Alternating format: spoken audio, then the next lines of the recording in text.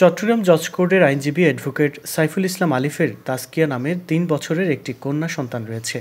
তার স্ত্রী ইসরাত জাহান তারিন ৪ মাসের অন্তঃসত্ত্বা। দ্বিতীয় সন্তানের অপেক্ষায় ছিলেন আলিফ এবং তারিন দম্পতি। কিন্তু চট্টগ্রামে সম্মিলিত সনাতনী জাগরণ জোটের মুখপাত্র চিন্ময় কৃষ্ণ দাস ব্রহ্মচারীকে কারাগারে নিয়ে যাওয়ার সময় বাধাদানকারী ইস্কন সমর্থকদের হামলায় নিহত হন অ্যাডভোকেট আলিফ। ফলে অনাগত সন্তানের মুখ আর দেখে যেতে পারলেন না তিনি।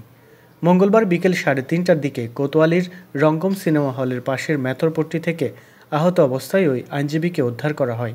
পরে তাকে চট্টগ্রাম মেডিকেল কলেজ হাসপাতালে নিয়ে যাওয়া হলে কর্তব্যরত চিকিৎসক মৃত ঘোষণা করেন।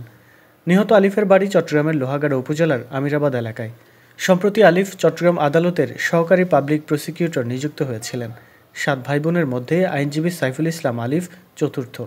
আলিফের বড় বোন জান্নাতারা বেগম গণমাধ্যমকে বলেন, আমার ছোট ভাই আলিফের 3 বছরের একটি কন্যা সন্তান আছে। সে অকালে তার বাবাকে হারিয়েছে। অনাগত সন্তানও তার বাবার মুখ দেখবে না। আবার ভাইয়েরও তার দ্বিতীয় সন্তানকে দেখার সৌভাগ্য হলো না। এর চেয়ে কষ্টের আর কী হতে পারে? আমরা এই হত্যার বিচার চাই।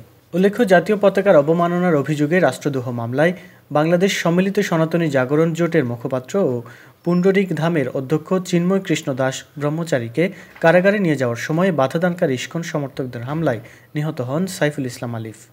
আজ সকাল 11টায় হাজার হাজার জনতার উপস্থিতিতে জমিয়তুল ফালা ময়দানে অনুষ্ঠিত হয়েছে সাইফুল ইসলাম আলিফের দ্বিতীয় নামাজে জানাজা।